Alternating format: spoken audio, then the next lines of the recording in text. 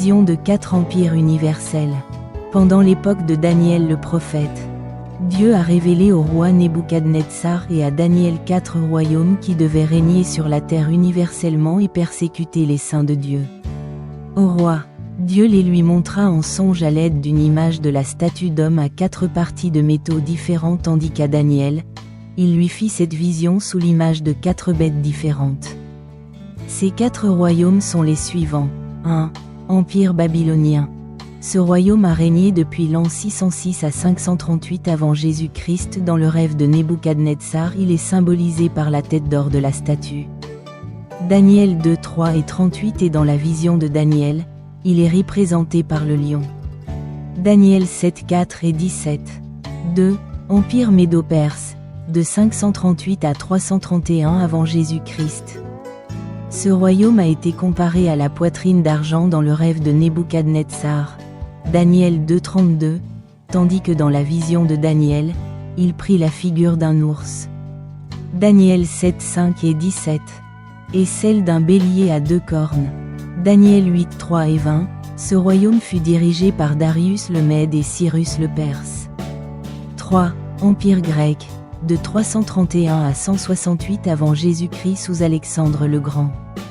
Ce troisième empire fut symbolisé par le ventre et les cuisses d'airain dans la vision de Nebuchadnezzar, Daniel 2, 33, tandis que dans la vision de Daniel, il lui fut présenté sous la figure d'un léopard à 4 têtes. Daniel 7, 6 et 2. Ces 4 têtes du léopard symbolisaient les 4 généraux qui régnèrent avec et après Alexandre le Grand. Daniel 8, 22. 4. Empire romain. Cet empire fut subdivisé en 2 parties. Rome païenne sous les Césars allant de 168 avant Jésus-Christ jusqu'à 476 après Jésus-Christ. Pendant cette période, Rome était gouvernée par des empereurs romains païens. À la statue du roi lors de son rêve, ils étaient comparés à des jambes de fer. Daniel 2, 33. Et à Daniel cet empire lui fut montré ayant l'image de la bête extraordinaire à 10 cornes. Daniel 7, 7 et 23. Rome chrétienne. Depuis l'an 508 après Jésus-Christ, la papauté prit le trône de l'empire romain païen. Son règne papal va jusqu'à 1798 après Jésus-Christ où elle eut une blessure mortelle de l'une de 7 têtes de l'Apocalypse 13, 3. Pour préparer l'arrivée de la papauté au pouvoir, Satan avait préparé la voie par la confession rusée d'un empereur peint au christianisme, Constantin. L'an 313, ce dernier a agi comme s'il s'était repenti dans la foi chrétienne. L'année 321 après Jésus-Christ, il organisa un concile de Nicée avec l'ancien Sylvestre qui dirigeait l'Église à l'époque.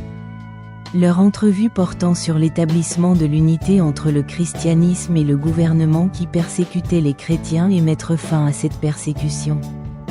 Malheureusement, cette union illicite de l'Église avec le gouvernement civil est définie par les Saintes Écritures comme une prostitution de Babylone. Apocalypse 17, 3 à 5. Bête égale royaume, femme égale Église. Les erreurs qui s'en sont suivies sont symbolisées par la prophétie biblique au vin de Babylone. Apocalypse 14, 8. Apocalypse 17, 2. C'est aussi un accomplissement frappant de la prophétie de Daniel 7, 25, selon laquelle la papauté, petite corne, prononcerait les paroles contre le Très-Haut. L'apparition de 10 cornes. Les régions que l'Empire romain avait conquises se sont révoltées et se sont battues pour obtenir leur indépendance.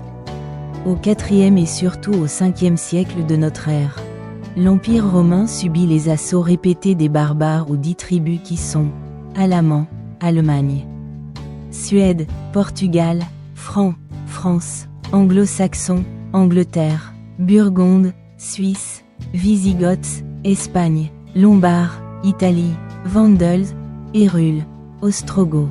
En 410, des troupes barbares commandées par Alaric assiégèrent Rome, la capitale, et la livrèrent au pillage.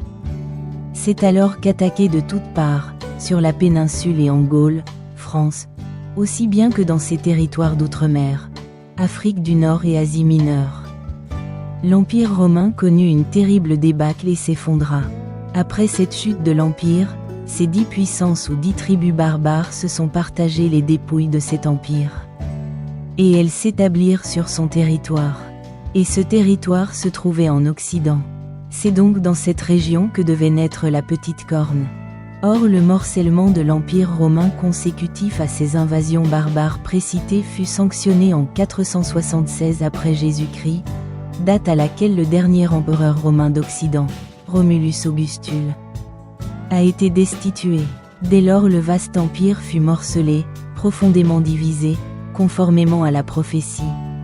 C'est là l'apparition de 10 cornes ou 10 royaumes. Éventuellement, 10 mini-monarchies individuelles furent établies pour former les nations fondatrices de l'Europe moderne qui sont 1. Les Alamans, Allemagne. 2. Les Lombards, Italie. 3. Les Vandales. 4. Les Hérules. 5. Les Ostrogoths. 6. Les Visigoths. Espagne. 7. Les Souèves, Portugal. 8. Les Francs, France. 9. Les Anglo-Saxons. 10. Les Burgondes, Suisse. Voilà pourquoi ces 10 cornes sont interprétées comme étant 10 religieuses. Ici, elles représentent la diversité des États qui succédèrent à la dislocation de l'Empire romain païen. La naissance de la papauté, un autre s'élèvera après 10 cornes. Daniel 7, 8 et 24. Certes, avant même l'effondrement de l'Empire, une série d'évêques de Rome se sont succédés sur le siège de l'antique métropole. Mais ceux-ci ne représentaient pas encore une puissance politico-religieuse. La débâcle qui s'abattit sur l'Empire romain au 5e siècle devait précisément fournir l'occasion à l'évêque de Rome de renforcer son pouvoir temporel. Cependant, avant les invasions des barbares, les évêques de Rome étaient très humbles à l'origine, très effacés, uniquement occupés de propager les doctrines religieuses, morales et démocratiques du Nazaréen. Ils ne jouaient aucun rôle dans l'État jusqu'au moment où Constantin, après avoir proclamé le christianisme religion de l'Empire en 321 après Jésus-Christ, fit de Constantinople la nouvelle capitale du monde romain. L'Église jusque-là persécutée entre dans une phase nouvelle. L'évêque de Rome, fort de l'appui de l'empereur, voit croître son influence sur les masses, dont il est le défenseur naturel. Les invasions des barbares augmentent encore l'influence de la papauté et des évêques, devant le flot qui submerge l'Empire du 5e siècle. Les chefs de l'Église saisissent les derniers restes du pouvoir civil.